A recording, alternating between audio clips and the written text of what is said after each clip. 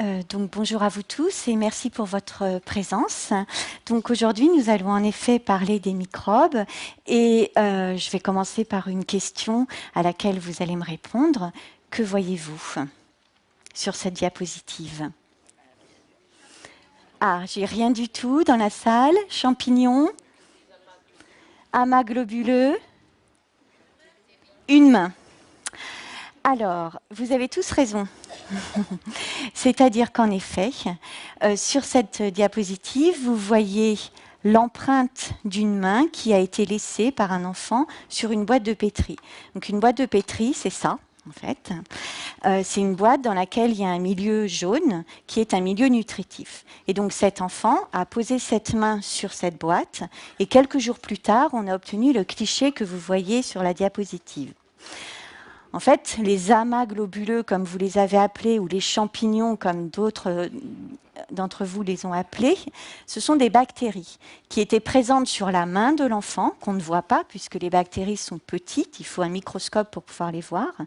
Mais comme elles étaient présentes sur la main de cet enfant, elles se sont déposées sur le milieu nutritif de la boîte de pétri.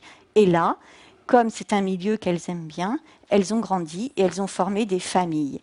Et les amas globuleux que vous voyez, c'est tout simplement des familles de bactéries, de micro-organismes qui étaient présentes sur la main de l'enfant. Cela nous indique quoi? Que non seulement sur la main de l'enfant il y avait des bactéries, mais qu'en plus on est capable de les visualiser quand elles deviennent abondantes, parce qu'elles forment des familles, elles se multiplient une fois qu'elles sont sur le milieu de la boîte de pétri. Donc en fait, est-ce que l'essentiel, et c'est ce que nous allons voir aujourd'hui, n'est pas compris dans tout simplement ce que ne voient pas nos yeux. Donc ça, c'était proposé par Saint-Exupéry. Je ne pense pas qu'il parlait des bactéries, mais aujourd'hui, on va parler des bactéries sur l'essentiel. Donc, cet enfant portait des bactéries sur sa main et l'ensemble de ces bactéries, l'ensemble de ces micro-organismes, donc des organismes tout petits pour lesquels il faudrait un microscope pour pouvoir les visualiser, eh bien l'ensemble de ces micro-organismes est appelé microbiote. Micro pour vie, micro pour petit et biote pour vie. Donc microbiote, ça signifie l'ensemble des micro-organismes, que ce soit des bactéries, des levures, des virus, des archées, des champignons, comme certains l'ont dit, les champignons sont des levures. Eh bien, cet ensemble, cette communauté, en fait, s'appelle le microbiote. Donc vous voyez qu'on a un microbiote cutané sur notre main qu'on peut visualiser une fois qu'on pose la main sur une boîte de pétri. Mais ce qu'il faut savoir, c'est qu'il n'y a pas que des microbiotes sur la main. Vous en avez sur toutes les surfaces de votre corps qui vont être en présence de l'environnement. Donc par exemple, la bouche, la cavité nasale, la cavité vaginale, les poumons, mais aussi notre intestin. Parce que c'est vrai que notre intestin est bien niché à l'intérieur de notre ventre, mais malgré tout, il est en contact avec notre environnement. Puisque quand vous mangez, eh bien, les aliments qui sont de l'environnement vont aller dans l'intestin. Donc aujourd'hui, pardon ? Les oreilles, oui. Donc aujourd'hui, on va particulièrement parler du microbiote intestinal, mais il ne faut pas que vous oubliez que vous avez donc des communautés de micro-organismes partout sur votre corps et dans votre corps. Donc, en effet, on a plus de bactéries sur nous qu'il n'y a d'êtres humains sur Terre. D'accord ? Notre première réaction, si on dit ça, ça peut être un sentiment de dégoût. Mais il faut savoir que peut-être les bactéries, si on les interrogeait, seraient aussi surprises de savoir qu'elles sont sur nous et en nous. Donc on va parler du monde du grand des grands, comme nous, les hommes, qu'on peut distinguer sans microscope, et des petits. Donc je vous retourne la question. Que voyez-vous ici ? Ça vous inspire moins que la main. Lâchez-vous, lancez-vous. Des éponges. C'est tout ? Des moisissures. Alors, ce qu'on voit ici, ce que vous êtes en train de regarder, et quand même, avouez-le, c'est assez joli, ce sont des matières fécales humaines. Voilà. qu'on a passé au microscope électronique à balayage. Et ce que vous apercevez donc, ce sont les micro-organismes présents, donc les petits microbes, d'accord, les petits organismes présents dans les matières fécales humaines. Donc en haut à gauche, vous avez des matières fécales vues de très loin, et en bas à droite, vous avez des matières fécales vues de plus près. Et on retrouve des micro-organismes, exactement comme ceux qui étaient présents sur la main de l'enfant et qui avaient poussé sur cette boîte de pétri. On retrouve des micro-organismes présents dans les matières fécales humaines. Vous pouvez constater que ces micro-organismes ont des formes très variées et qu'ils semblent être très abondants. Eh bien, ce que vous voyez ici, c'est un cliché du microbiote fécal humain, c'est-à-dire de l'ensemble des micro-organismes présents dans notre intestin et qu'on retrouve dans nos matières fécales. La meilleure façon d'avoir accès à l'intestin, c'est de regarder les matières fécales. C'est le plus simple et le moins invasif pour faire des prélèvements. Ces matières fécales, si on les regarde de plus près, donc vous voyez qu'il y a des zooms en haut du cliché, et ensuite vous avez des bactéries, des micro-organismes qu'on voit parce qu'on les a zoomés avec un microscope extrêmement puissant, qui est un microscope électronique à balayage, et c'est mon collègue microscopiste Thierry Melloc qui a fait ces clichés. Ce qu'on constate quand on regarde les matières fécales humaines de plus près, c'est qu'on a des formes de micro-organismes extrêmement différentes. Et donc là, on commence à appréhender la notion de diversité et de biodiversité. Vous n'avez pas qu'une seule bactérie dans votre microbiote, mais beaucoup, et elles sont caractérisées par des formes extrêmement différentes qui, en fait, signent une identité extrêmement différente. Donc, dans nos matières fécales, dans notre intestin, au bas mot, nous hébergeons 100 000 milliards de bactéries. D'accord ? C'est quand même pas rien. En termes de nombre, en termes de densité, c'est l'écosystème, donc c'est la population de micro-organismes qui est le plus dense dans un environnement donné. Ici, l'environnement, c'est l'intestin. Donc évidemment, quand on regarde 1 gramme de matière fécale humaine, on regarde 10 puissance 11 micro-organismes, dont la majorité sont des bactéries. Ce ne sont pas tous les micro-organismes, parce qu'il y a aussi des virus, des champignons, des archées. Mais on pense que environ 90% des micro-organismes qui peuplent notre intestin, donc qui font le microbiote intestinal, sont des bactéries. Donc c'est pour ça aujourd'hui que je vais majoritairement vous parler des bactéries qui sont présentes dans notre intestin et donc qu'on peut récolter par vos matières fécales pour les étudier. Et pourquoi aujourd'hui, là, en 2019, il y a une exposition à la Cité des Sciences sur le microbiote intestinal et il y a aussi beaucoup de livres, vous en avez certains présentés ici, qui traitent du microbiote intestinal. Qu'est-ce qui fait que d'un seul coup, eh bien, on met les projecteurs sur ce microbiote intestinal?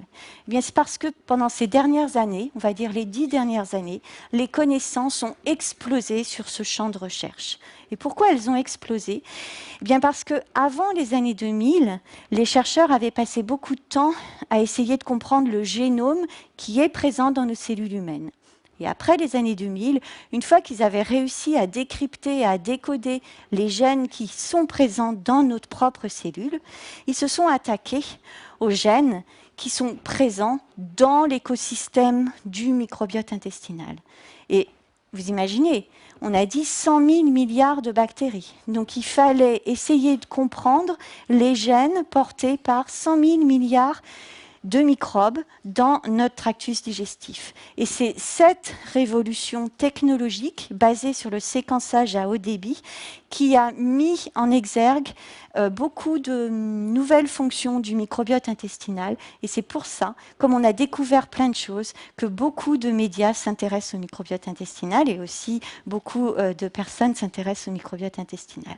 Le fait d'essayer de comprendre tous les gènes portés par tous les micro-organismes portés dans notre intestin, c'est-à-dire environ 10 puissance 11 bactéries par gramme de cellule humaine, eh bien ça s'appelle la métagénomique, c'est-à-dire l'analyse de tous les gènes, de toutes les bactéries, tout est mélangé.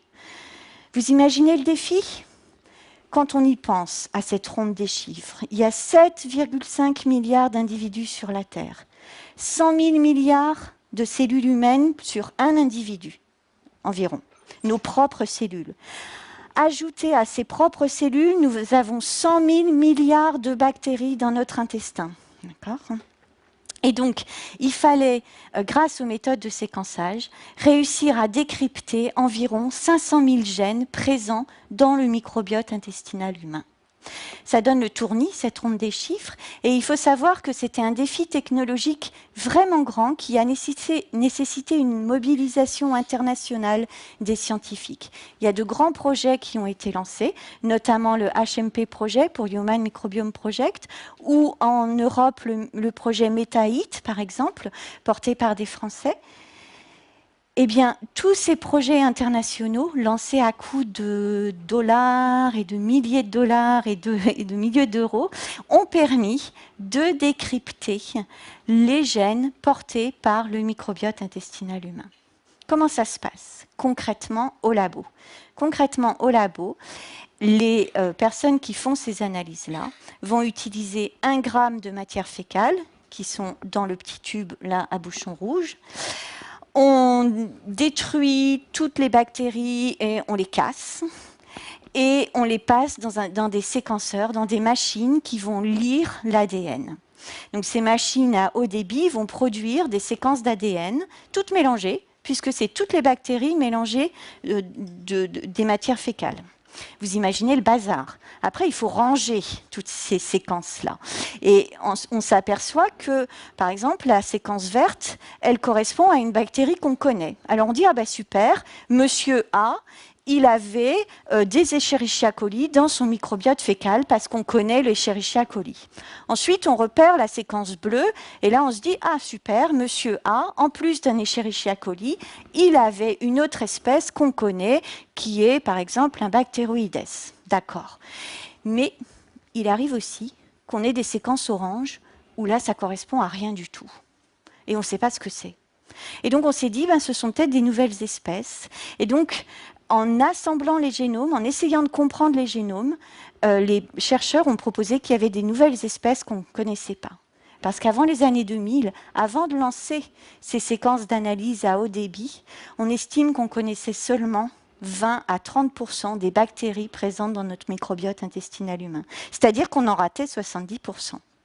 Et c'est par les méthodes d'analyse à l'ADN, de l'ADN, qu'on commence à mieux connaître le nom, l'identité des bactéries qui peuplent notre intestin.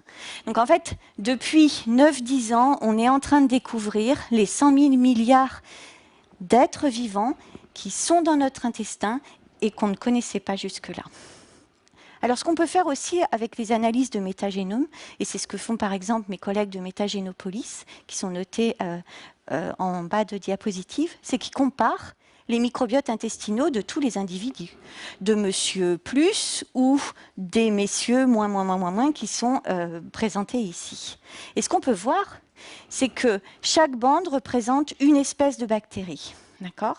Et vous voyez que monsieur plus n'a pas du tout les mêmes espèces de bactéries que les autres individus. Et là, on commence à s'apercevoir qu'entre individus humains, il y a une grande biodiversité et qu'on n'a pas tous le même microbiote. C'est-à-dire que certains vont avoir beaucoup d'une espèce de bactérie et d'autres vont avoir beaucoup d'une autre espèce de bactérie. Ce qu'il a fallu apprendre en tant que scientifique, c'est donc d'analyser toutes ces séquences d'ADN, essayer de les comprendre pour essayer de savoir quels sont les microbes présents dans le microbiote intestinal. Et il y a un deuxième défi qu'on doit apprendre. C'est, à l'instar de Mary Poppins, qui doit régulièrement prononcer supercalifragilisticexpialidocious, à son instar, et c'est pas facile, on doit apprendre à prononcer tous les noms de ces bactéries qui sont présentes dans notre microbiote intestinal. Et là, c'est pas simple. Faecalibacterium prosnitzi, Eubacterium rectale, Bacteroides tetaiota omicron sont nos compagnons de tous les jours, puisque ce sont les bactéries qui sont présentes dans notre tractus digestif. Et c'est grâce aux méthodes de séquençage qu'on a réussi à savoir, pour la plupart d'entre elles, qui elles étaient. On sait qu'on ne les connaît pas encore toutes, mais au moins on en connaît plus qu'avant les années 2000. Donc oui, vous hébergez tous des Clostridium leptum, des Actinobacteria, des Escherichia coli, des Fusobacterium, etc., etc. Et tout ce petit monde-là est présent dans notre tractus digestif. Alors vous allez me dire, mais c'est bon, on connaît tout, on sait qui est là, dans notre intestin, on s'arrête là, fin des recherches, fin de l'exposé. En fait, ce n'est pas si simple. Parce que c'est vrai qu'on connaît beaucoup mieux les bactéries maintenant que ce n'était le cas avant les années 2000, avant le lancement des programmes de métagénome. Mais il faut encore dire qu'on ne les connaît pas encore suffisamment. Parce que si on regarde la façon de ranger les êtres vivants, c'est-à-dire une classification, les bactéries sont un règne et à l'intérieur des bactéries, eh bien, on est capable de voir lesquelles se ressemblent entre elles, ou forment des familles, par exemple. Donc là, je vous ai donné l'exemple de la famille des Lactobacilliaceae, d'accord ? Et à l'intérieur de cette famille, si on va plus précisément dans la caractérisation, on trouve un genre, des espèces et des souches. En sachant qu'une souche représente un individu, un microbe donné. C'est-à-dire, si une souche, c'est un individu, ce serait l'équivalent, par exemple, de Laurette Martin, qui est l'illustratrice qui a fait tous les dessins que je vais vous présenter. Ça, c'est une souche, un individu pour une bactérie.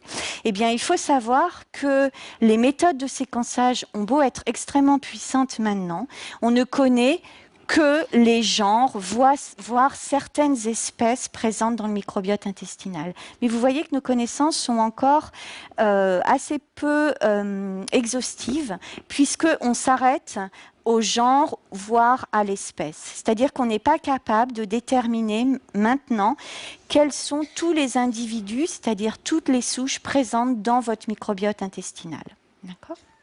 C'est-à-dire, par exemple, on sait que vous hébergez tous des Escherichia coli, mais on ne sait pas quelle souche.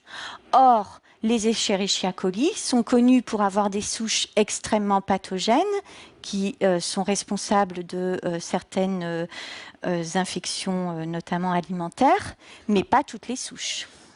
C'est-à-dire que tous les individus d'une même espèce ne portent pas les mêmes fonctions. Donc nous avons des Escherichia coli et ce ne sont pas forcément les souches qui nous rendent malades. Et donc, nous avons une idée plus précise de l'identité, de la caractérisation des micro-organismes présents dans notre microbiote intestinal, mais nous ne savons pas encore tout. Et donc, il va falloir continuer les méthodes d'investigation par séquençage pour arriver à déterminer l'identité au niveau d'une souche, d'un individu, d'un microbe donné. Ce qui nous soucie aussi et ce qui nous pose des questionnements, c'est que certains groupes bactériens, notamment les Escherichia coli dont je vous ai déjà parlé, sont difficiles à comprendre. Les Escherichia coli vont être très abondantes, par exemple, dans le microbiote des bébés. C'est les premières qui arrivent à la naissance. Avant la naissance, vous n'avez pas de bactéries, vous n'avez pas de microbiote. Et c'est juste au moment de la naissance où vont arriver ces fameuses bactéries qui ensuite vont être vos compagnons de toute la vie. Et en fait, à la maternité, tous les bébés sont des sacs à Escherichia coli. Si je dis ça dans une maternité, c'est la panique et c'est pourtant la réalité. Les bébés sont majoritairement constitués d'Escherichia coli et ils ne sont pas malades pour autant. Ces Escherichia coli sont présents aussi chez les adultes, mais beaucoup moins abondants que chez les bébés. Et dans certaines maladies, ils redeviennent abondants. Donc c'est difficile de savoir si porter des Escherichia coli, c'est bon ou pas pour la santé, puisque ça dépend de l'environnement et de votre état de santé. C'est ce qu'on appelle le concept du pathobionte, c'est-à-dire que dans certaines conditions, certains groupes bactériens font du bien, et dans d'autres conditions, ils sont plutôt indésirables. Voilà. Et donc vous voyez que là, on a du mal à comprendre, même si on connaît mieux les bactéries qui sont présentes dans le microbiote intestinal, on a parfois du mal à comprendre si elles sont liées à des bénéfices santé ou à des risques. Ce que nous avons appris de la métagénomique, c'est-à-dire de ce séquençage à haut débit de tous les micro-organismes présents dans notre tractus digestif, c'est que l'identité des bactéries, maintenant, elle est plus claire et on sait quel type de familles sont majoritairement présentes dans notre microbiote intestinal. Mais on ne connaît pas encore toutes les espèces et encore moins les souches. Donc il nous reste encore beaucoup de choses à découvrir. Ce qu'on sait, c'est que chacun d'entre nous a son propre microbiote. Mais nous partageons des espèces communes, c'est-à-dire, je peux vous le dire, nous avons tous du Faecalibacterium prausnitzii à hauteur de 5% de nos micro-organismes. Voilà. Mais vous n'avez sans doute pas les mêmes souches que les miennes. Et puis, à côté de certaines souches qu'on appelle fondatrices, c'est-à-dire qui sont présentes chez tous les individus, eh bien, il y en a qui varient. Il y en a qui vont être plus présentes chez vous et d'autres plus présentes chez moi. Donc, il y a une grande biodiversité. En gros, chacun d'entre nous héberge 500 espèces différentes, mais nous n'avons pas forcément les mêmes espèces et encore moins les mêmes individus, c'est-à-dire les mêmes souches. Donc oui, notre identité en tant que biologie, notre identité est aussi définie par nos micro-organismes de notre tractus digestif. D'une façon générale, le microbiote intestinal perd sa diversité en cas de maladie. C'est-à-dire qu'il a été observé, par exemple pour les maladies métaboliques, les maladies inflammatoires de l'intestin, que la biodiversité, c'est-à-dire le fait qu'on héberge à peu près 500 espèces, va chuter dès qu'on est malade. Vous allez me dire, aussi quand on prend des antibiotiques, elle chute cette diversité, puisque les antibiotiques vont avoir comme effet d'éliminer ou de ralentir la croissance, voire de tuer certaines bactéries de notre tractus digestif. Oui, donc l'antibiothérapie conduit à une perte de la diversité. Les pathologies, d'une façon générale, conduisent à une perte de la diversité. En quoi cette perte de notre diversité, c'est-à-dire du fait qu'on héberge beaucoup d'espèces différentes dans notre intestin, va nous rendre plus susceptibles à des pathologies ou pas, ça, ce sont des champs de recherche qui sont en train d'être explorés. Donc, ce que nous a appris quand même la métagénomique, c'est que, d'une façon générale, la perte de la diversité est associée à une fragilité en termes de santé. Et nous ne savons pas dire, maintenant, en 2019, si je prends votre microbiote, vos matières fécales, je le passe dans un séquenceur, je vais avoir toutes les espèces présentes, et là vous allez me dire, alors, est-ce que je suis en bonne santé ou pas? Et là, je ne peux pas vous le dire. On ne sait pas. Je saurais vous dire quelles bactéries sont hébergées dans votre tractus digestif, mais c'est tout. Parce qu'on ne sait pas encore, justement pour les raisons que je vous expliquais tout à l'heure, c'est-à-dire que certaines bactéries parfois changent de caractère, parfois elles sont plutôt bénéfiques et puis hop, elles deviennent plus difficiles à comprendre dans certaines conditions pathologiques. Et donc, oui, il n'y a pas pour l'instant de signature santé d'un microbiote intestinal. C'est-à-dire que si des laboratoires d'analyse vous proposent, au hasard, d'analyser votre microbiote et de faire du séquençage à haut débit de votre microbiote intestinal, on ne saura pas l'interpréter, on ne sait pas le lire en termes de santé. Évidemment, il y a beaucoup de recherches qui sont menées pour essayer de répondre à cette question. Mais alors vous allez me dire, mais d'où viennent ces micro-organismes? On a commencé un peu à l'évoquer tout à l'heure, au moment de la naissance. La première bio-inoculation massive qui a lieu, c'est la naissance. Vous passez dans un environnement stérile, dans le ventre de la mère, protégé par le placenta, et là, vous arrivez dans un environnement fait de micro-organismes. Les premières que vous rencontrez vont être les micro-organismes du vagin de la mère et les micro-organismes fécaux de la mère. D'ailleurs, vous pouvez noter que le bébé, il est en bonne position pour gober les micro-organismes des matières fécales de la mère. Eh bien, il s'inocule. Il fait sa première bio-inoculation. Là aussi, si à la maternité, vous dites « Ah, première bio-inoculation, c'est la panique ». Mais c'est pourtant vrai. Le moment de la naissance et le moment de l'arrivée dans le tractus digestif encore vierge du bébé, le moment de l'arrivée de tous ces micro-organismes. D'accord ? Et là, va se construire votre coopération entre vos propres cellules, vos propres gènes, et les micro-organismes qui arrivent dans votre tractus digestif, qui eux aussi portent leurs gènes. Et c'est le début d'une coopération qui va durer toute votre vie.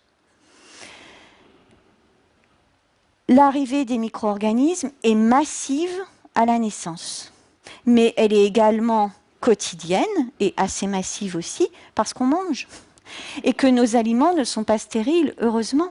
D'accord ? Donc tous les micro-organismes, toutes les bactéries présentes dans vos aliments, mais aussi, notamment, particulièrement, spécifiquement, par exemple, dans les aliments fermentés, 1 gramme de fromage, 10 puissance 11 micro-organismes par gramme de fromage, mais tant mieux. Parce que comme ça, vous bio-inoculez et vous préservez votre biodiversité à l'intérieur de votre tractus digestif. Donc il a été estimé qu'en gros, on consomme 10 puissance 10 à 10 puissance 11 micro-organismes par jour, tout simplement par le biais de l'aliment, du contact avec l'environnement, par l'eau et notamment par les produits fermentés et notre alimentation en France est très riche en produits fermentés, donc nous apportons beaucoup de micro-organismes. Donc face à une bio-inoculation extrêmement massive et brutale qui a lieu à la naissance, nous avons aussi des bio-inoculations plus douces mais constantes pendant toute notre vie. Il ne faut pas oublier qu'on respire aussi, qu'on est en contact avec l'environnement. Donc, tout ce qui est apporté par l'air, eh bien, va continuer à peupler et à enrichir ces populations de microbes. Donc, en fait, il faut voir notre vie comme une succession de bio-inoculations et à nous d'essayer de préserver ces bio-inoculations et cette biodiversité. Quand on regarde le microbiote d'un bébé à la naissance, donc il passe d'un statut 0 micro-organisme dans le tractus digestif à 10 puissance 10 ou 10 puissance 12, ça dépend des moments, en quelques heures. Donc vous voyez que c'est une arrivée massive. Mais ce qu'on constate quand même quand on observe en microscopie électronique à balayage ou quand on fait du séquençage à haut débit, les résultats du séquençage sont montrés dans le rond, c'est que les micro-organismes des bébés vont être assez peu diversifiés, c'est-à-dire que assez peu différents. Et par exemple, il va y avoir beaucoup d'Escherichia coli, ce que vous voyez noté ici dans la partie bleue, ou beaucoup de Bacteroides, que vous voyez chez les roses, ou alors beaucoup de bifidobactéries, qui sont les bactéries notées en vert. Donc en effet, les bébés sont majoritairement faits d'entérocoques, d'entérobactéries comme les Escherichia coli et de bifidobactéries. Bifidobactéries, ça doit vous sonner un peu dans vos oreilles, d'accord ? Bifidus, bifidobactéries, oui. Et vous savez pourquoi, en fait, elles sont présentes particulièrement chez les bébés ? Le lait. Parce que les bifidobactéries sont des bactéries spécialisées. Ce sont les maîtres du monde pour dégrader les sucres complexes présents dans le lait maternel. Le lait maternel est extrêmement riche en sucres très complexes avec des structures très très compliquées. Et les bifidobactéries savent les dégrader, savent les couper et savent s'en nourrir du coup. Donc un bébé qui va être nourri avec du lait maternel va favoriser l'arrivée des bifidobactéries, tout simplement parce que les bifidobactéries, elles adorent consommer les sucres du lait maternel. Et là, vous voyez comment notre alimentation, dès le début de notre naissance, va impacter la composition et l'identité de nos bactéries, puisque les bébés qui consomment le lait maternel vont favoriser la création d'une niche par les bifidobactéries qui, elles, adorent les sucres du lait maternel. Chez les adultes, c'est la même chose. Quand vous consommez, je sais pas, un artichaut, vous allez favoriser les bactéries qui adorent dégrader certaines cellules de l'artichaut. Et c'est par votre alimentation que vous allez faire varier les quantités relatives ou l'abondance de certaines bactéries par rapport à d'autres. Et vous allez donc ainsi favoriser votre biodiversité. Donc le bébé, un sac à Escherichia coli, c'est pas très romantique, mais c'est comme ça. Beaucoup de bifidobactéries et beaucoup de bactéroïdes, par exemple, et de lactobacilles. D'accord ? Quand on devient adulte, ce microbiote se diversifie, c'est-à-dire qu'il y a davantage d'espèces de bactéries qui arrivent. Et vous voyez tout simplement en termes de séquençage que là, on voit beaucoup de bactéries différentes chez l'adulte par rapport à l'enfant. Et les espèces qui étaient extrêmement abondantes chez l'enfant, d'une façon générale, deviennent sous-dominantes chez l'adulte parce qu'il y a d'autres bactéries qui sont arrivées. Donc il y a des successions comme ça, des vagues d'immigration de bactéries. Les bactéries qui étaient présentes chez les bébés ont préparé le terrain pour l'arrivée de d'autres bactéries qui vont être, elles, très bien chez les adultes. Faecalibacterium prosniti, dont je vous parlais tout à l'heure, c'est une des stars du microbiote. Faecalibacterium prosniti, elle est absente chez les bébés parce qu'elle, elle attend qu'il y ait eu d'autres bactéries qui aient préparé un peu le tractus digestif pour arriver. D'accord. Donc cet écosystème, le fait que nous sommes en partenariat, en symbiose, on dit parfois, c'est-à-dire qu'on tire un bénéfice de nos bactéries et les bactéries tirent un bénéfice de nous. Cette co-construction, elle commence à la naissance, elle se fait de façon progressive, donc on acquiert une plus grande diversité et une plus grande stabilité de notre microbiote vers l'âge de 2-3 ans. Puis ce microbiote est assez stable et résilient, c'est-à-dire que s'il est perturbé à un moment donné, par exemple par une prise d'antibiotiques, hop, les bactéries sont capables de nouveau de se renouveler et sont capables de se remultiplier. Donc elles redeviennent un peu comme elles étaient avant. Donc c'est ce qu'on appelle la résilience. Ça, c'est vrai chez l'adulte. Et puis plus on avance dans l'âge, plus on perd un peu de la diversité et de la stabilité. Et là, c'est un moment de fragilité entre notre co-construction et notre partenariat avec notre microbiote intestinal qui devient peut-être plus fragile qu'il n'était quand nous étions adultes. Ce partenariat, cette co-construction, est très challengé, défié pendant notre vie, notamment par notre alimentation, par certains médicaments, par des antibiotiques ou par la maladie. Dès que quelque chose influence la vie, le renouvellement, le cycle de vie d'une bactérie de notre microbiote intestinal, ça peut également nous influencer nous. Donc, nous devons savoir que notre alimentation est un des leviers, par exemple, pour cultiver cette biodiversité. Si on change notre alimentation de façon brutale, parfois on a des petits désordres intestinaux. Eh bien, c'est parce qu'on est en train de changer nos populations de bactéries.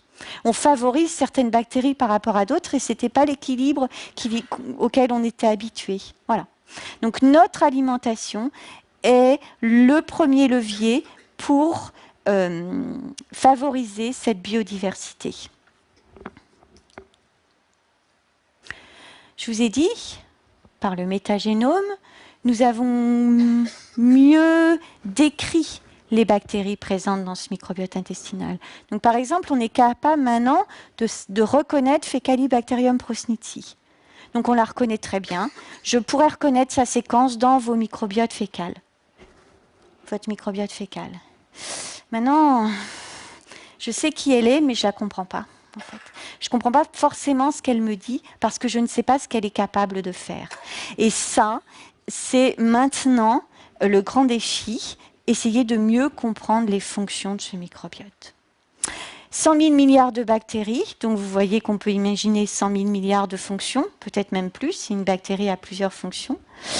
Et on a du mal à comprendre ce qu'elles font, tout simplement parce qu'on a du mal à les cultiver, contrairement au microbiote de la main qu'on a vu en début d'exposé, où là, on pouvait avoir des familles très abondantes, on peut les mettre en culture, essayer de comprendre ce qu'elles produisent comme molécules.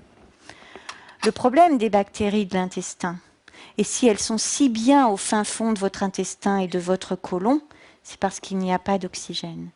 Et donc la majorité des bactéries de l'intestin meurent en présence d'oxygène. En plus, la majorité des bactéries de l'intestin ont encore beaucoup de secrets et on ne sait pas de quoi elles se nourrissent vraiment. Certaines, on sait. Faecalibacterium prosnitzi, je sais qu'est-ce qu'elle aime. Les bifidobactéries, on sait qu'elles aiment les sucres complexes. Mais d'autres bactéries, on ne sait pas. Du coup, c'est tout bête. Mais en tant que biologiste, pour pouvoir faire des manips et des expériences, il nous faut du matériel biologique. Il nous faut des bactéries sur une boîte de pétri. Et on a du mal à en avoir pour votre microbiote intestinal. Parce qu'elles n'aiment pas l'oxygène et parce qu'on ne sait pas ce qu'elles mangent. Donc au laboratoire, ça c'est une photo du labo où je travaille. Au laboratoire, ce qu'on fait, c'est qu'on récupère les matières fécales humaines, et c'est pas si simple, parce qu'il y a beaucoup de gens qui ne veulent pas les donner. Et on va essayer de cultiver ces bactéries, notamment par exemple Faecalibacterium prosnitzi. On est très tendance, donc on cultive les stars. On va essayer de les cultiver sur des boîtes de pétri comme ça, pour en avoir en grande quantité, pour savoir ce qu'elles sont capables de faire, de produire comme molécules. Et donc, on travaille dans des enceintes comme ça, où il n'y a pas d'oxygène, où on met simplement de l'azote ou, par exemple, du CO2, mais c'est une atmosphère sans oxygène. Donc, on prend vos matières fécales, on les passe par le sas qui est métallique, on chasse l'oxygène et on essaie, à l'intérieur de l'enceinte sans oxygène, de cultiver des bactéries sur des boîtes comme ça. D'accord ? Et voilà ce qu'on obtient. On y arrive. On y arrive. Vous voyez qu'il y en a quand même moins que sur la main, alors que sur la main, il y a un microbiote beaucoup moins dense que dans votre tractus digestif. Donc on en rate beaucoup encore. Mais on a réussi, malgré tout, comme ça, à cultiver des bactéries qu'on isole de vos matières fécales. C'est par exemple le cas de Faecalibacterium prosnitzi. Et du coup, c'est en étudiant les fonctions, en essayant d'étudier ce qu'elles font, qu'on peut comprendre le rôle du microbiote intestinal dans notre santé. Et notamment, on sait que les bactéries qui sont dans notre intestin sont particulièrement efficaces pour digérer, pour boulotter les fibres. Alors, c'est quoi les fibres ? Les fibres, c'est les parties des végétaux et des fruits, des légumes et des fruits que nous consommons tous et que nos propres cellules, notre propre intestin est incapable de digérer. Donc c'est souvent les parois des cellules des végétaux par exemple, ou la pectine, ceux qui font les confitures parlent de pectine. La pectine typiquement on n'est pas capable de la digérer nous, mais du coup elle se retrouve à l'intérieur de notre tractus digestif et qui les prend en charge ? Les bactéries. Elles les aiment, ces pectines. Donc en fait, les bactéries vont digérer les molécules présentes dans notre aliment et qu'on n'est pas capable, nous, d'absorber. Donc ce sont des compagnons de notre digestion, ces bactéries, puisqu'elles nous permettent de tirer profit de tous les aliments et de tous les nutriments, de toutes les molécules qui sont présentes dans les nutriments. C'est notamment le cas pour les fruits et les légumes. Donc, les bactéries de notre intestin sont des alliés de notre digestion, sinon notre digestion serait partielle. Notamment, ce sont des spécialistes de la dégradation des sucres complexes. On l'a vu pour le lait maternel humain, mais c'est le cas aussi pour les fibres des végétaux. Ces bactéries, quand elles vivent, quand elles se multiplient, quand elles dégradent nos sucres complexes qu'on leur apporte par notre alimentation, elles produisent des choses. Elles produisent de l'énergie, qu'on récupère. Elles produisent des signaux, des vitamines, des hormones. Si on n'avait pas de bactéries, on n'aurait pas de vitamine K, pas de vitamine B12. D'accord ? Donc ce sont les bactéries qui nous amènent certaines de nos vitamines. Ce sont les bactéries qui nous fournissent 10% de notre énergie quotidienne. C'est-à-dire si vous consommez 2000 kilocalories, en gros, les bactéries nous en relarguent 200 kilocalories. Donc grâce à elles, on a un apport d'énergie supplémentaire. Vous voyez qu'elles nous aident à digérer tout ce qu'on mange. Elles nous produisent aussi des hormones, des signaux, des molécules qu'elles vont envoyer dans tout le corps. Donc en fait, on peut considérer chaque bactérie, chaque micro-organisme comme une véritable usine qui va récupérer certaines parties de nos aliments et produire en contrepartie des signaux, des molécules, des hormones. Ces bactéries sont également des activateurs de notre système immunitaire. Parce que si elles n'étaient pas là, eh bien on aurait un système immunitaire complètement déficient et défaillant. Et donc c'est l'arrivée des bactéries à la naissance qui fait qu'il y a une maturation de notre système immunitaire à la naissance. D'où l'importance de l'arrivée de ces bactéries. Et enfin, ces bactéries, on va le voir, nous protègent, tout simplement par un effet de barrière. Ça, c'est très facile à comprendre. Il y a 10 puissance 11 micro-organismes par gramme de sel humaine. Et ça, c'est confiné dans notre intestin. Vous voyez qu'il n'y a plus de place pour le reste. Donc, dès qu'une bactérie pathogène, on va dire indésirable, veut entrer, veut se faire une place, veut devenir abondante, il n'y a plus de place. Et donc, c'est la guerre entre les bactéries.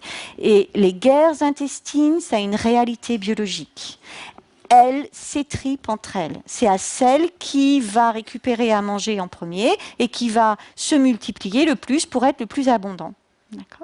Donc c'est vraiment la guerre pour devenir abondant, pour essayer de profiter un maximum de la niche. Moi, si j'étais bactérie, quand même, le tractus digestif, c'est pas mal. La nourriture arrive régulièrement et c'est souvent une bonne nourriture. Donc, ils ont le gîte, ils ont le couvert, donc il y a de la concurrence pour rester dans notre tractus digestif. Elles nous protègent en même temps. Comme elles luttent entre elles, elles luttent aussi contre des bactéries indésirables qui pourraient nous rendre malades. Et c'est ce qu'on appelle l'effet de barrière.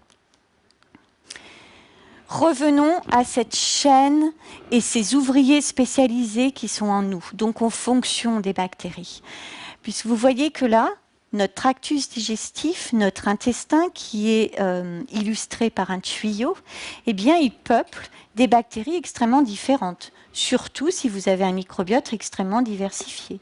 Donc vous voyez que les bactéries Y, qui sont sans doute des bifidobactéries, elles vont prendre en charge des sucres complexes. Et puis d'autres bactéries, comme par exemple Bacteroides theta iota omicron, elle va prendre en charge, par exemple, certains sucres complexes des parois des végétaux.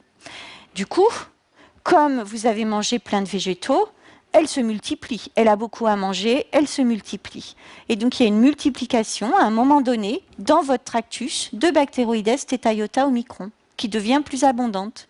Elle produit des métabolites, et ces métabolites, c'est-à-dire des petites molécules rebues comme ça qu'elle produit, alors, il y en a une qui adore, c'est Eubacterium rectale. Donc elle se régale, non pas parce que vous avez mangé de la salade, mais parce que Bacteroides theta iota omicron va produire ce qu'elle aime. Et donc, en mangeant de la salade, vous favorisez à la fois Bacteroides theta iota omicron, puis l'abondance de Bacterium rectale, par exemple. Et tout ce petit monde-là va finir par produire des tas de substrats que nos propres cellules vont récupérer. Et c'est comme ça qu'on peut parler d'une chaîne trophique où les bactéries s'entraident entre elles, puisque ce que produit Bacteroides theta iota omicron, ça favorise l'abondance de Bacterium rectale. Et nous, on en tire un bénéfice aussi, puisque ça nous fournit de l'énergie. Et ça, c'est un joli exemple de symbiose. Entre bactéries, elles s'entraident et en retour, elles nous fournissent des molécules que nous apprécions, notamment de l'énergie, par exemple. Donc vous voyez que tout cet écosystème, tout ce petit monde est fait d'ouvriers spécialisés en digestion. Il fait aussi d'ouvriers spécialisés en animation, puisque certaines bactéries vont chatouiller notre système immunitaire et dire « Ouh là là, attention, là, il y a un pathogène qui arrive, il y a un Escherichia coli qu'on n'aime pas du tout qui arrive, réveille-toi, système immunitaire, et élimine-le. » Et voilà. Et ça, c'est nos bactéries qui nous permettent d'être en éveil et d'avoir un système immunitaire qui va se mettre en place s'il y a un danger d'invasion de bactéries, par exemple. Enfin, je vous l'ai déjà dit, ces bactéries sont spécialisées en protection, puisque si des bactéries pathogènes ou indésirables veulent arriver, eh bien, il n'y a pas de place. Même s'il y a une dernière qui veut quand même réussir à être abondante, il n'y a pas de place. Elles produisent des molécules contre ces bactéries qui vont arriver. Donc vous voyez qu'en fait, toute cette chaîne trophique, cette usine métabolique, d'accord, va protéger notre tractus digestif et va nous aider à digérer. Ça, c'est facile. Intuitivement, c'est facile de comprendre que toutes les bactéries qui sont à l'intérieur du tractus digestif vont protéger notre intestin. Ce qui est un petit peu moins intuitif, c'est que ces bactéries sont également capables d'envoyer des signaux qui vont être pris en charge par le sang, la lymphe ou par les nerfs présents dans l'intestin. Et ces signaux-là vont être diffusés en dehors de l'intestin, vont être diffusés à tous nos organes. Et ça place du coup le microbiote et l'intestin au cœur d'une discussion entre l'intestin et tous les organes, notamment l'intestin et le cerveau, l'intestin et le poumon, par exemple. C'est ce qu'on appelle l'axe intestin-cerveau ou intestin-poumon, par exemple, qui est en train d'être découvert en ce moment. C'est-à-dire que les bactéries, certaines bactéries qui sont présentes dans votre intestin, vont être capables, à un moment donné, d'envoyer des signaux qui vont passer par les nerfs, par exemple, ou par le sang, et qui vont être pris en charge dans notre cerveau. Ce qui signifie que certaines molécules produites par ces bactéries pourraient modifier notre comportement, ou notre humeur, ou par exemple notre sentiment de satiété. Le fait qu'on n'ait plus faim à la fin d'un repas, ça c'est parce qu'on libère des hormones qui sont comprises par le cerveau et qui disent c'est bon, t'as plus faim, arrête de manger. Ça s'appelle une hormone de satiété, une hormone qui dit stop à la prise alimentaire. Eh bien, il a été découvert que certaines bactéries sont aussi capables d'envoyer ces signaux-là. C'est-à-dire qu'en fonction de votre alimentation, vous pouvez favoriser l'abondance des bactéries et certaines bactéries peuvent envoyer aussi des signaux de satiété. Mais imaginons que vous n'ayez pas ces bactéries-là. Vous aurez un peu moins de signaux de satiété. Vous aurez un peu moins de choses qui vont vous dire arrête de manger, par exemple. Et vous commencez à voir en quoi notre microbiote intestinal peut modifier à la fois notre susceptibilité à des pathologies intestinales, comme par exemple les pathologies inflammatoires de l'intestin, mais aussi modifier des choses, notamment au niveau du comportement, au niveau du cerveau, ou alors modifier ces bactéries intestinales peuvent peut-être modifier aussi notre susceptibilité à des infections respiratoires, par exemple. Et ça place l'intestin et le microbiote au cœur de notre santé. Et ça nous indique qu'il faut peut-être avoir une vision écologique de notre santé, c'est-à-dire qu'il faut protéger nos propres cellules, évidemment, mais il faudrait aussi peut-être protéger tous ces écosystèmes et toutes ces populations qui nous peuplent, à la fois sur et dans notre corps. Donc vous voyez que certaines bactéries ont des jobs très différents. Donc il y en a une, c'est pour établir un dialogue avec le foie, c'est l'axe intestin-foie. L'autre, ça va être envoyer des signaux ou des messages au cerveau. Et ça place le microbiote intestinal et la santé digestive au cœur de notre santé intestinale, mais aussi extra-intestinale. Donc nous avons vu les fonctions principales de ce microbiote, qui sont des fonctions de signalisation pour envoyer les signaux, des fonctions de digestion pour nous aider à digérer les fibres et produire par exemple des vitamines, et des fonctions de protection pour alerter le système immunitaire quand il y a un danger, notamment une infection possible. Vous voyez donc que les fonctions portées par tous ces micro-organismes sont absolument essentiels pour notre santé.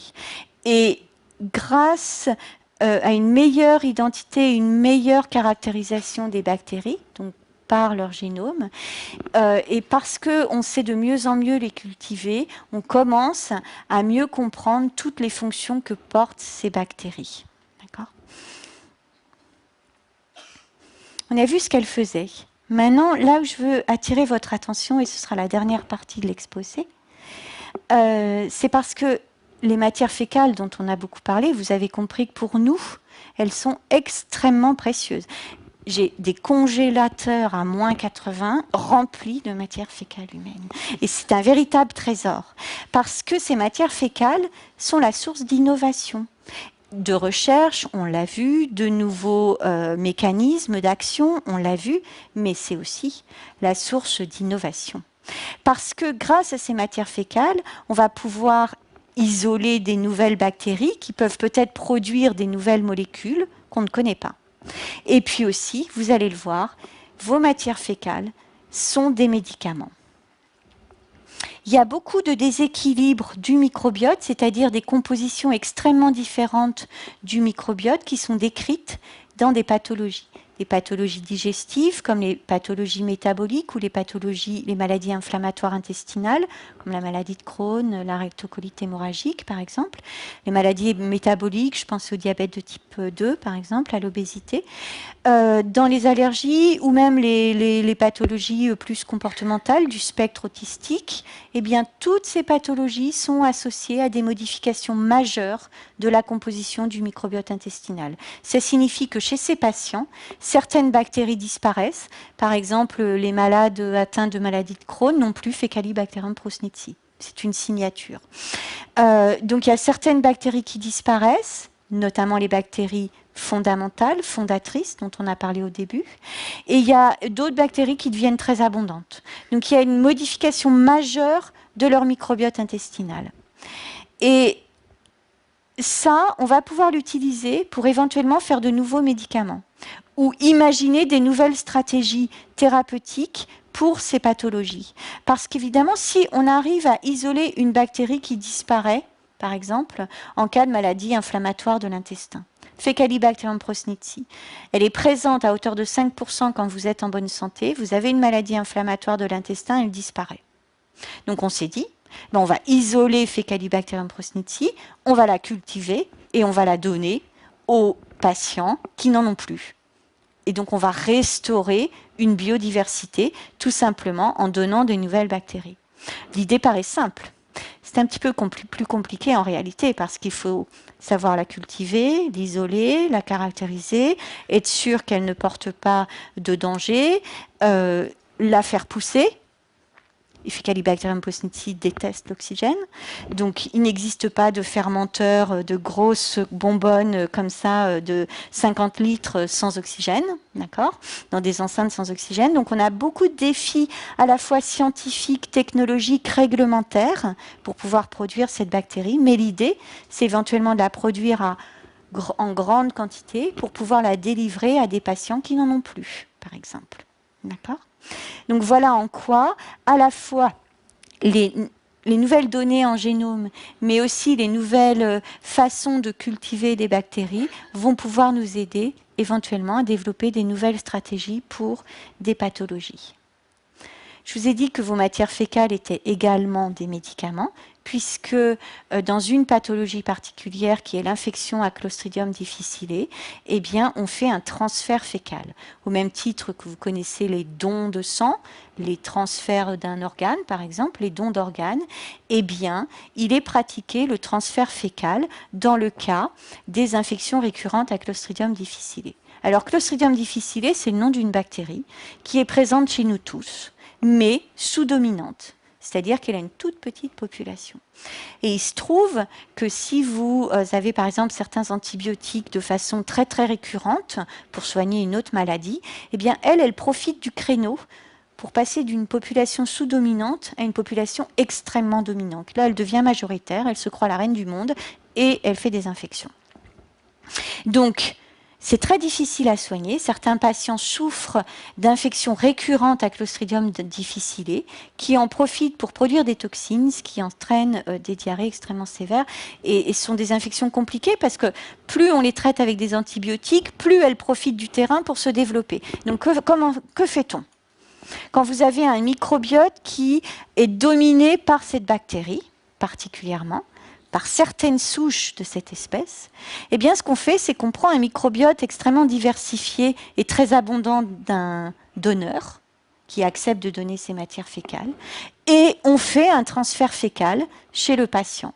Et comme ça, Clostridium difficile, qui était très abondante, redevient minoritaire puisqu'elle est chassée par les autres bactéries. Donc, le côté opportuniste de cette bactérie qui profitait de l'avantage d'une antibiothérapie, eh bien, ce côté-là va être chassé par l'arrivée et par une bioinoculation massive faite par le transfert fécal.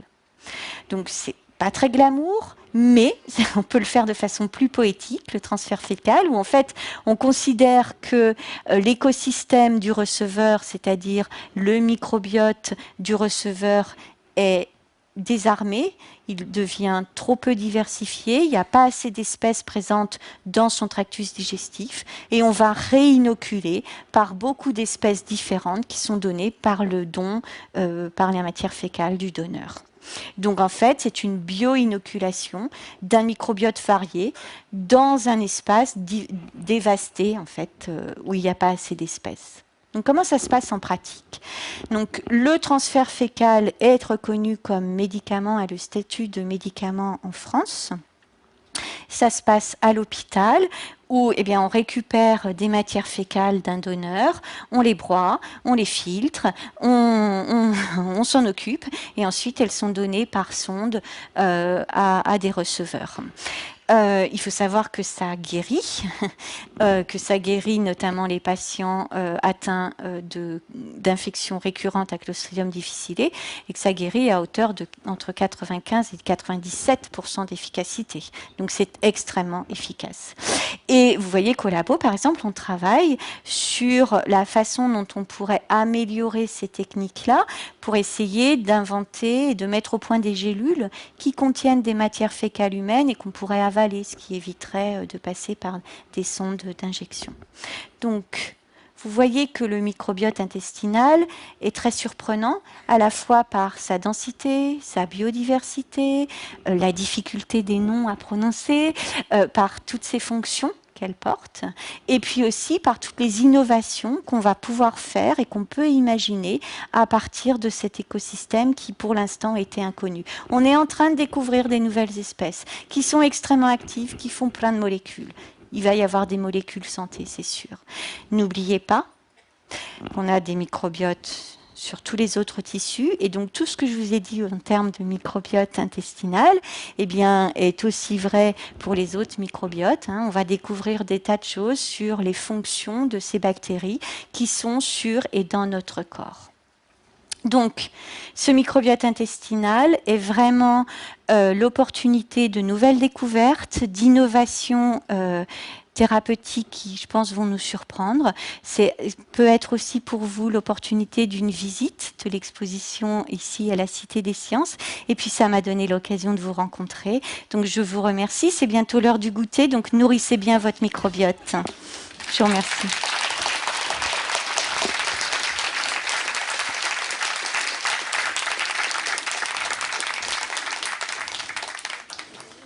Si vous avez des questions. Oui, merci beaucoup Thomas pour cette conférence très claire. Je vais faire circuler un micro. Si vous avez des questions, je vous demande de lever la main, voilà, qu'on puisse entendre.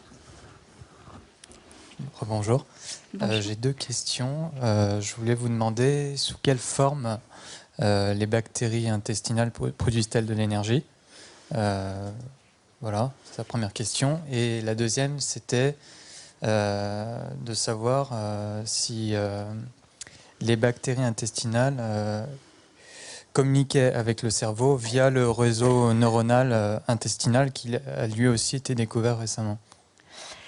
Alors, pour la première question, sous quelle forme? Eh bien, par exemple, les bactéries intestinales, certaines d'entre elles, quand elles consomment des fibres, elles produisent du butyrate. C'est une molécule qui est extrêmement volatile, qui sent extrêmement mauvais.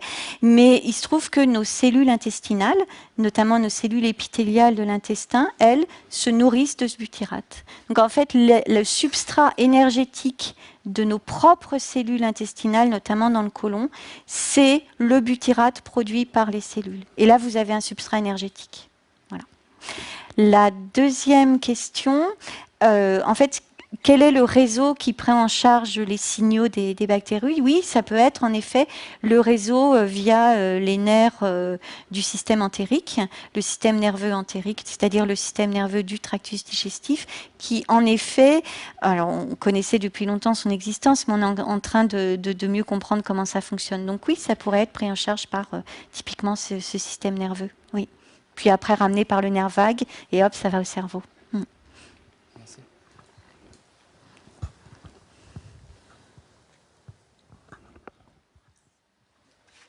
Que pensez-vous des pré- et probiotiques que l'on nous conseille de prendre, notamment avant l'hiver, pour éviter les problèmes de grippe et autres? Alors, Peut-être qu'on va juste mettre au point quelques définitions. Prébiotique, probiotique. Donc, probiotique, en fait, ça signifie ce sont des bactéries vivantes que vous consommez. D'accord ? C'est ça, un probiotique. Donc, vous pouvez le consommer sous plusieurs formes.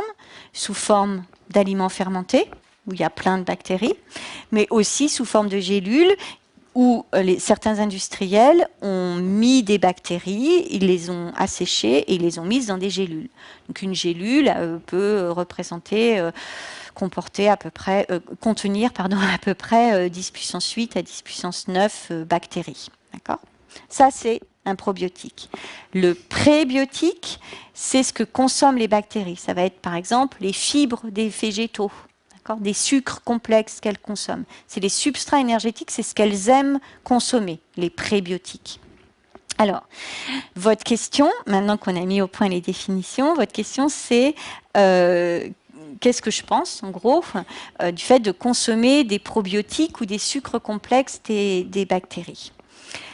L'objectif de consommer un probiotique ou un prébiotique, c'est de favoriser la biodiversité, puisque vous allez consommer des bactéries, donc vous allez enrichir à un moment donné votre diversité, votre nombre d'espèces présentes, ou vous allez consommer des substrats énergétiques de ces bactéries, donc vous allez favoriser leur multiplication à un moment donné. Mais c'est ce que vous faites quand vous mangez. Quand vous mangez des bactéries, et vous mangez aussi leurs substrats, surtout si vous avez une alimentation extrêmement riche en végétaux, en fibres, donc en légumes et en fruits. Donc c'est ce que vous faites tout le temps, les prébiotiques et les probiotiques. C'est votre alimentation. Alors maintenant, pourquoi parfois il est peut-être important d'acheter des petites gélules qui vont être des concentrés en bactéries ou des concentrés en substrats énergétiques de bactéries.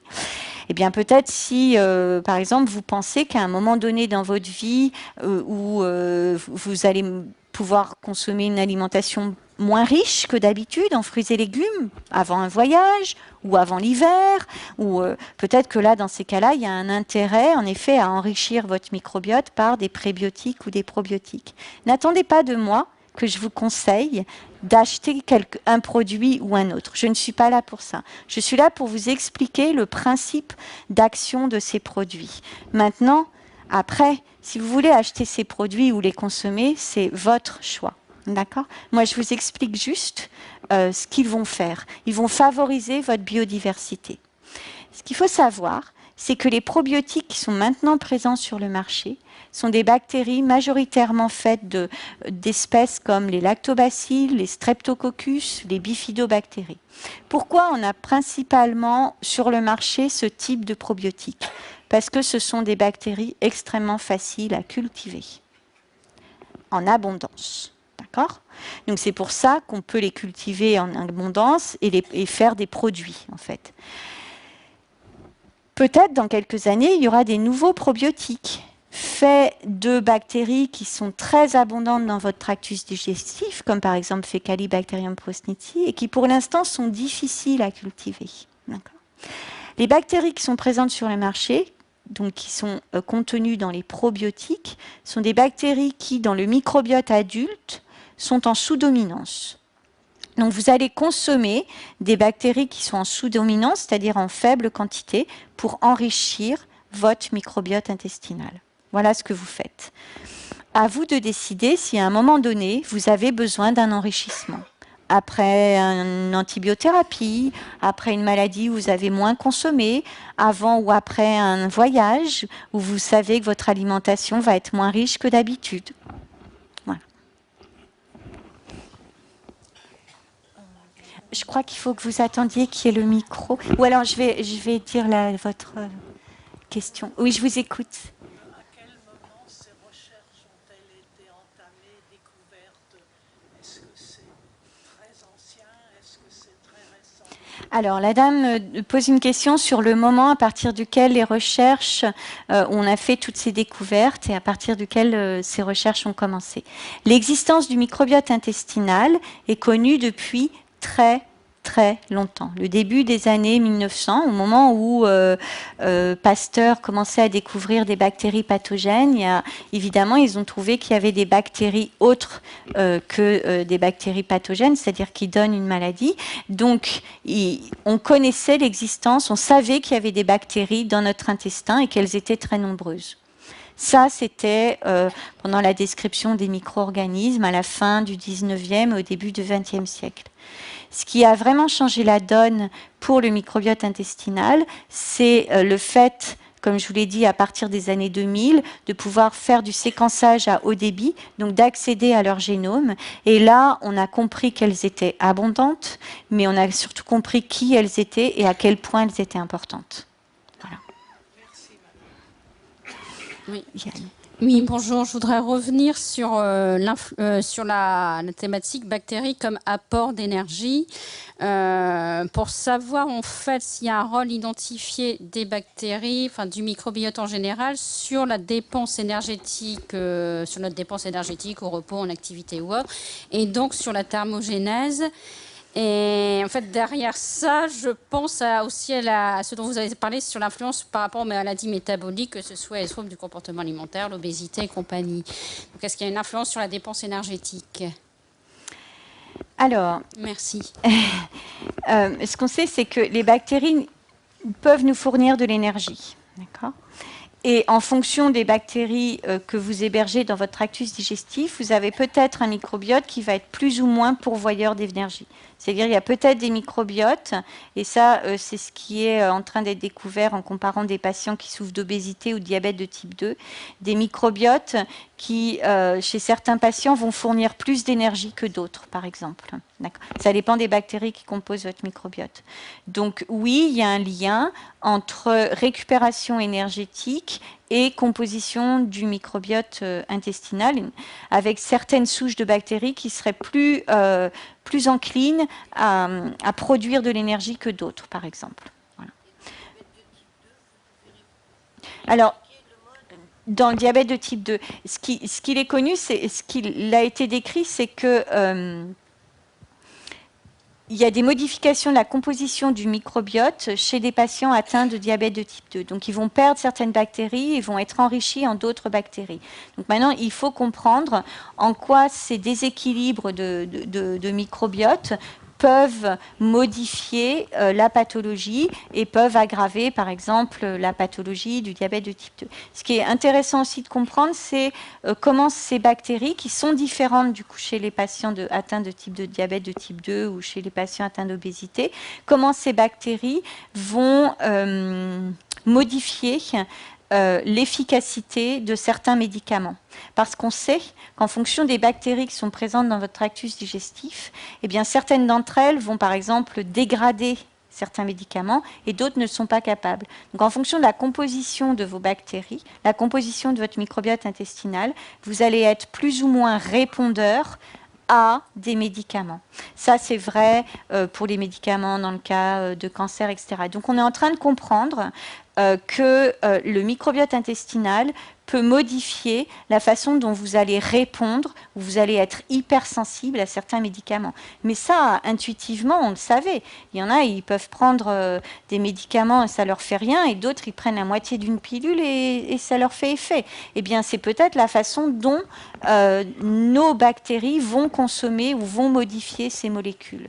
Et ça, ce sont vraiment des champs en pleine exploration, notamment pour expliquer la sensibilité individuelle et interindividuelle à des traitements. Monsieur, oui. Après, je vous... C'est personnel, je voudrais Pardon. C'est personnel pour moi-même. Je voudrais vous demander une piste pour me soigner personnellement parce que j'ai une affection qui ressemble à la maladie de Crohn et je ne sais pas où m'orienter pour me soigner. Alors, clairement, je ne suis pas médecin, je suis chercheur. Donc, je pense que dans des cas comme ça, vraiment, le mieux, c'est de s'adresser au corps médical. Hein. Je vais pas... Et il faut absolument aller voir des spécialistes, des hôpitaux, des gastro-entérologues. Bah, à Paris, vous avez le choix. Hein. Les hôpitaux, avec beaucoup de gastro-entérologues très connus, vous en avez quand même. Alors, madame, parce que vous étiez... Où s'adresse... Je vais vous demander, s'il vous pardon. plaît, de ne pas parler sans micro parce qu'on enregistre et donc et pour que les autres puissent aussi profiter de vos questions. Pardon. Voilà, allez-y. Où s'adresser pour faire cette étude du microbiote? De votre microbiote intestinal? Oui, puisqu'il agit sur tous les... dans le cas d'allergie. C'est ce que je vous disais pendant l'exposé, c'est-à-dire que certaines sociétés proposent de séquencer ou de vous donner les espèces présentes dans votre microbiote intestinal. Pour voir quel est le germe qui est... moi j'appelle ça des germes. Des germes, oui. Qui est le plus important et qui ne doit pas être, et celui qui manque dans la composition. Alors, en fait, on n'a pas ce genre de réponse, c'est-à-dire qu'on n'a pas une maladie égale l'absence d'un microbe. Il y a un défaut dans la répartition des germes. Oui ou non? Oui, ça dépend de quelle pathologie. Il faut étudier ce défaut-là. Où est-ce qu'on peut s'adresser pour qu'il fasse cette étude-là sur ce que nous avons? Le défaut. C'est ce qu'on essaie de comprendre dans les labos. J'aimerais pouvoir vous donner, mais on essaie encore de comprendre. C'est typiquement le champ de recherche qui est... Dans un centre de recherche qui accepte de faire cette recherche. Mais c'est fait notamment dans... L'urticaire chronique qui n'est pas supposé exister. Il n'y a que 20 000 malades en France sur les 60 millions d'habitants, donc personne ne va étudier ça. Alors, et donc, ça c'est une chose qui est importante et que l'on peut étudier avec les 20 000 personnes qui ont ce problème. Oui, bah, il faudrait lancer des projets de recherche.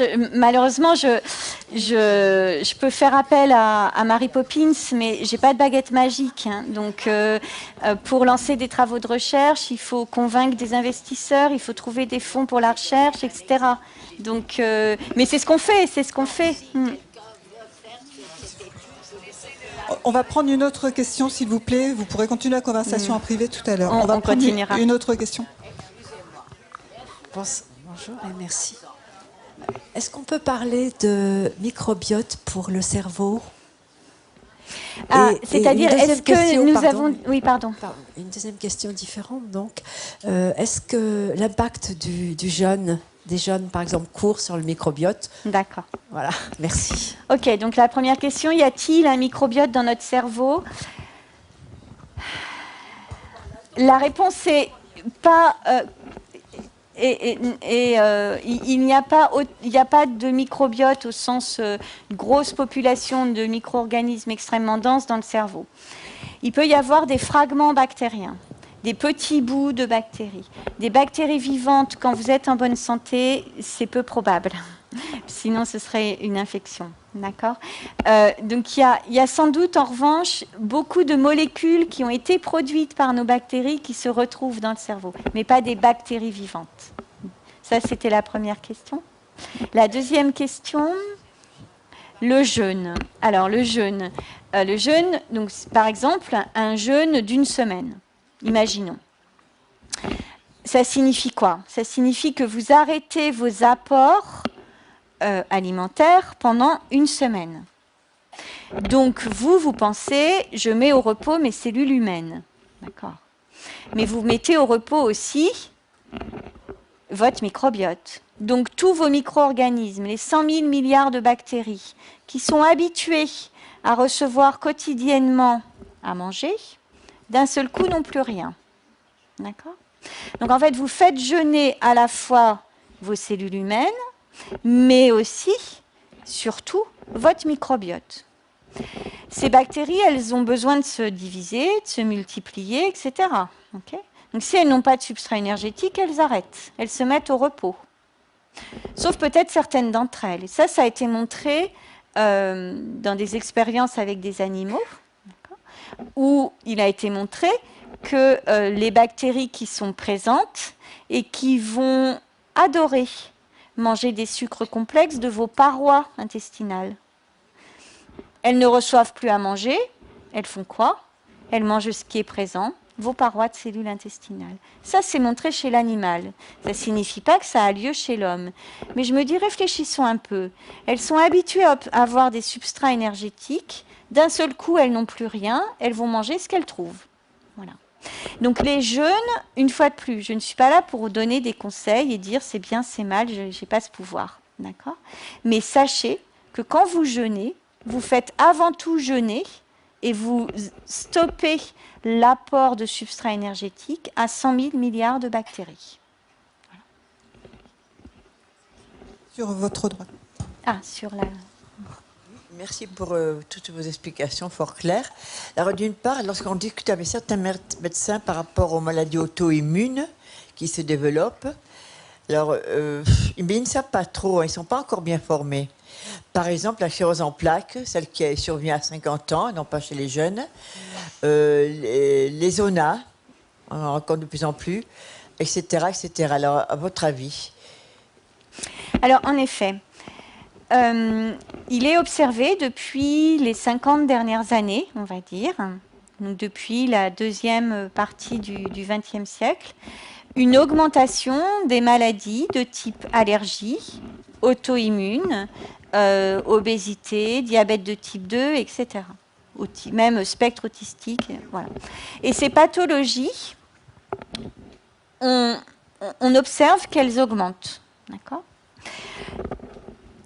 En même temps, on observe d'autres pathologies qui diminuent, notamment les pathologies infectieuses, parce qu'on a su les traiter avec des antibiotiques, par exemple. Donc, il y a une inversion du type de maladies qui deviennent abondantes. Les maladies infectieuses diminuent grâce aux antibiotiques et aussi grâce à certains vaccins, d'accord ? Et en contrepartie, d'autres pathologies apparaissent, deviennent abondantes, notamment des pathologies de l'auto-immunité. Et en effet, cette augmentation de pathologies de type auto-immune s'est fait en même temps, peut-être, que des bouleversements de nos conditions de vie, notamment le fait qu'on mange, que la chaîne du froid serait respectée, on a quand même assez souvent des antibiotiques, on mange de moins en moins diversifié, etc., etc. Et il est possible que notre microbiote, au cours des 50 dernières années, ait beaucoup changé en termes de composition. Ça, ce sont des hypothèses qui sont très travaillées. Et on pense que l'augmentation des maladies auto-immunes pourrait être liée aussi au fait qu'on ait perdu certaines espèces de notre microbiote qui étaient présentes avant. Voilà. Mais ça, c'est en cours de recherche. Il y a beaucoup de recherches à faire. Là, c'est là où vous avez raison, madame. Voilà. Donc, c'est possible que le fait qu'on ait un microbiote un peu moins diversifié, tout simplement parce qu'on a une alimentation un peu moins diversifiée, c'est possible qu'on ait perdu des espèces fondatrices, fondamentales, qui nous protégeaient de ces maladies. Mais ça, c'est encore en des hypothèses de travail. Bonjour, merci pour la conférence. Alors moi j'ai deux questions, une portant sur les régimes végétariens et vegan végétalien. Donc ça c'est ma première question, et quels sont leurs effets sur le microbiote. Et la deuxième question, ça porte sur les sources que vous avez scientifiques. Est-ce qu'il y a des méta-analyses avec des données brutes dans le cas où si c'est le cas, où elles seraient publiées? Et est-ce que le travail que vous faites et la conférence que vous venez de nous présenter est en lien avec donc l'exposition permanente, j'imagine, liée avec le livre Le charme discret de l'intestin. Et donc, est-ce que vous vous basez sur les mêmes sources scientifiques? Merci. Ok.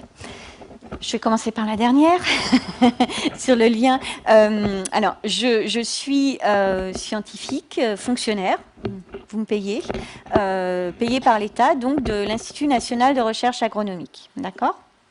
Donc, dans cet institut, il y a beaucoup de scientifiques qui travaillent sur le microbiote.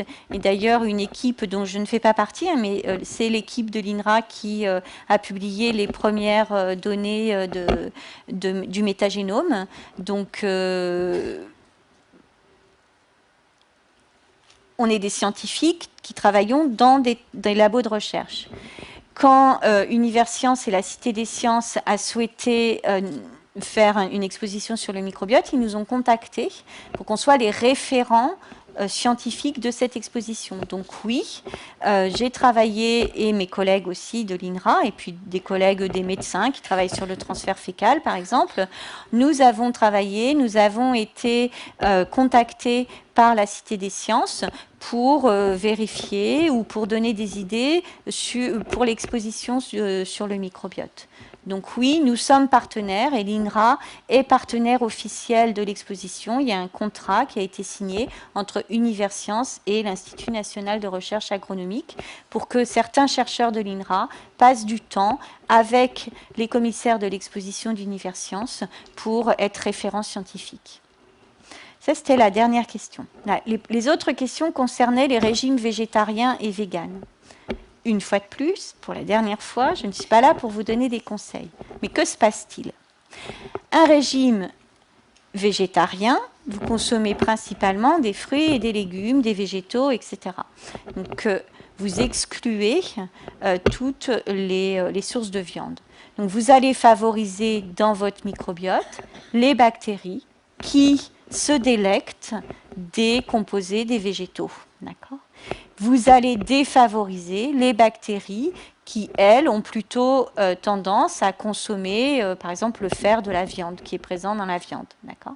Donc, vous allez changer les proportions et l'activité de certaines de vos bactéries, puisque vous avez un régime alimentaire qui exclut une partie de substrats potentiellement utilisés par les bactéries. Donc, à chaque fois qu'on mange, de toute façon, on a un impact sur la composition et l'activité de notre microbiote. Si vous mangez de façon extrêmement diversifiée, eh bien, vous allez favoriser plein de populations différentes. Si vous excluez un certain type d'aliments, vous allez défavoriser les populations de bactéries qui émettent notamment, par exemple, le fer apporté par la viande rouge, par exemple. Donc, un régime végétarien qui est un régime d'exclusion, un régime vegan qui est aussi un régime d'exclusion, peut conduire en effet à des modifications du microbiote intestinal. Alors, est-ce que ces modifications vont avoir un impact positif ou négatif sur votre santé ? Ça, c'est très difficile à dire et on ne peut pas encore répondre à ces questions. Il faut encore faire beaucoup de recherches. Mais je vous ai dit que les recherches sur le microbiote intestinal ont explosé. On connaissait le microbiote intestinal. À l'INRA, le laboratoire où je suis, travaille sur le microbiote intestinal d'abord des animaux, ensuite de l'homme, depuis les années 60-70. On connaissait ce microbiote. Mais les recherches ont explosé depuis 10 ans, on va dire. Donc vous voyez qu'on a encore beaucoup de choses à faire. Donc je ne peux pas vous dire si un microbiote d'une personne végane est plus lié à des aspects santé qu'un microbiote d'une personne sans régime d'exclusion, par exemple. Ça, on ne peut pas le dire. Mais clairement, votre régime alimentaire va modifier la composition et l'activité de votre microbiote intestinal. La dernière question concernait les métadatas et les publications. Vous pouvez regarder le site internet d'HMP, du Human Microbiome Project, dont je vous ai parlé en début d'exposé, où là, vous avez tout ce qu'ils ont découvert sur les descriptions des microbiotes de différentes populations, par exemple, en fonction de leur alimentation. Alors, bonjour, merci pour la conférence. Je suis là. Oui, oui, ok. Alors, j'aimerais savoir s'il existe des études qui... Ça fait un bruit bizarre, vous m'entendez bien? Non, c'est très bien. Okay. Oui, je vous entends. S'il existe des études qui ont permis de comparer le microbiote en fait, de personnes habitant dans des pays différents. Oui. Et de savoir, en fait, est-ce que la variété de bactéries est la même ou si elle est différente? Oui, ça a été fait notamment par le projet HMP Project. Donc je vous conseille vraiment de taper Human Microbiome Project et vous aurez vraiment beaucoup d'informations. Il est très bien fait, leur site. Oui, le microbiote varie en fonction de votre régime alimentaire, en fonction aussi de votre environnement. Donc, si vous habitez dans un environnement européen, américain ou des pays, par exemple, africains, vous n'aurez pas le même type de microbiote.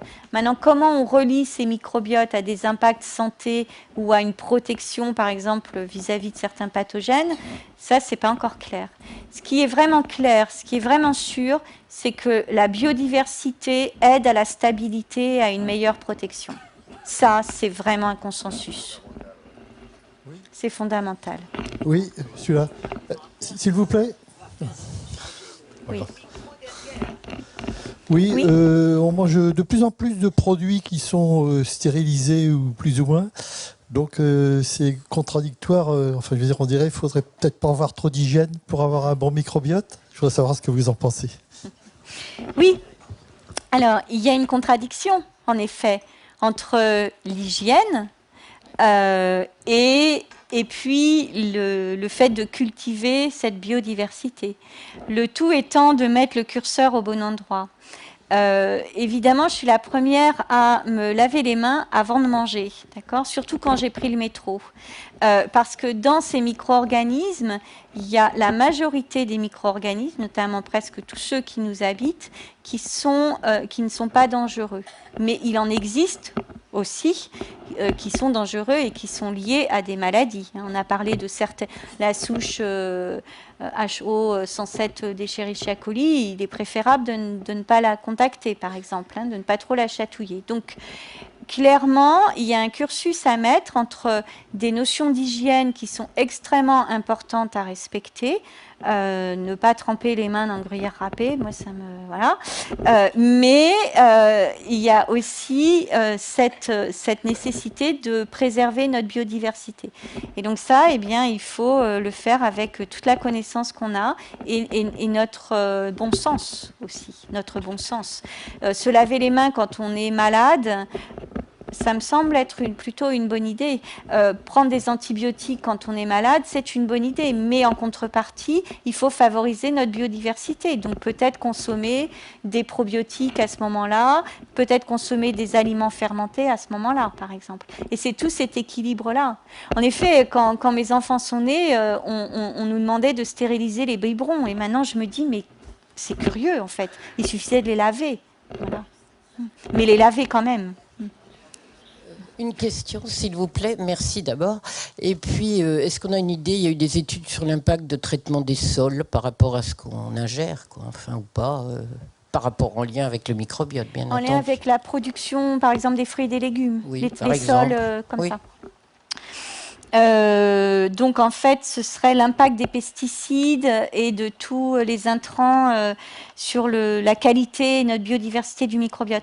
Alors je ne sais pas s'il y a des études spécifiquement sur ces questions-là, mais en revanche, oui, c'est ce que je disais tout à l'heure, tous nos changements de notre environnement, donc depuis les 50 dernières années, sont peut-être en lien avec un appauvrissement et la perte de certaines bactéries, peut-être. Mais c'est difficile de le montrer. Ça voudrait dire qu'il faudrait qu'on ait des échantillons fécaux de personnes avant 1950. On n'en a pas beaucoup. Voilà, donc c'est pas facile. Ce sont des questions qu'on se pose. Expérimentalement, il faut mettre au point des protocoles, mais c'est pas si simple que ça d'y répondre. Donc il faut comparer des populations qui vont être soit proches des pesticides, soit éloignées, mais comme ils vont avoir des alimentations différentes, c'est différent aussi, donc c'est difficile. Voilà, donc c'est très très difficile. Oui. Mais on essaie au moins expérimentalement de le mettre en évidence. Mais voilà. Voilà une question en haut. Oui. Bonjour. Vous nous avez dit que notre système immunitaire est composé en grande partie de bactéries. Et quels sont les autres composants? Alors non, excusez-moi si vous avez compris ça, c'est faux. Notre système immunitaire est composé par nos cellules immunitaires, les cellules T, les cellules B, les macrophages, etc. D'accord ? Et ce sont ces cellules qui sont activées par des bactéries. D'accord ? Mais notre système immunitaire n'est pas une bactérie. Okay ? C'est clair ? Excusez-moi si vous avez mal compris.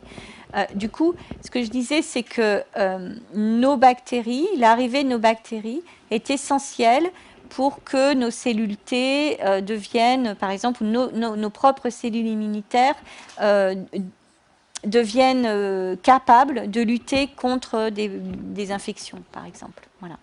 Si on n'avait pas nos bactéries, elles ne seraient pas moins capables de le faire. Voilà, Comment on le sait, ça ? Je vais vous dire, en fait, on utilise, au labo, c'est une de nos spécialités, c'est qu'on est capable d'élever des animaux de laboratoire dans des enceintes stériles sans bactéries. D'accord ? Donc ce sont des animaux qui, pendant toute leur vie, n'ont pas de microbiote. Elles restent comme si elles étaient à la naissance, en fait, sans jamais rencontrer de bactéries. Alors elles survivent parce qu'on leur donne des vitamines, parce qu'on fait en sorte qu'elles survivent, hein, d'accord ? Et du coup, on a comparé le système immunitaire de ces animaux qui ne voient jamais de bactéries avec le système immunitaire des animaux qui ont des bactéries, qui ont un microbiote. Et on s'est rendu compte que, ça c'est une équipe américaine qui a fait ça, ils se sont rendus compte que le système immunitaire intestinal des animaux sans microbiote était complètement déficient. Voilà, on va prendre une dernière question. Est-ce que notre microbiote a une influence sur notre fécondité ? Eh bien, alors, je ne sais pas répondre. Clairement, je ne sais pas répondre. Ce qui est intéressant, ce que m'évoque votre question, donc clairement, je n'ai pas les compétences pour répondre, je n'ai pas la réponse. Mais ce qui est intéressant, c'est d'englober la notion d'écosystème et du microbiote aussi dans ces questionnements-là, puisqu'il y a un microbiote vaginal. D'accord ? Ce microbiote vaginal est extrêmement important pour lutter contre les infections vaginales. Et on sait qu'en fonction des femmes, notamment en fonction de l'ethnie de certaines femmes, ça a été fait par un scientifique français qui travaille aux États-Unis, il a montré que la composition du microbiote vaginal était différente entre certaines femmes et notamment certains groupes de femmes, et que ce microbiote vaginal serait plus ou moins protecteur vis-à-vis d'infections. Donc, pourquoi pas imaginer que ce microbiote est aussi important pour la fécondité. Je ne peux pas y répondre, mais c'est intéressant, en tout cas, d'intégrer le fait qu'on ait un écosystème et qu'on ait des populations faites de bactéries et de nos propres cellules dans ces questionnements. Voilà, très bien. Merci beaucoup.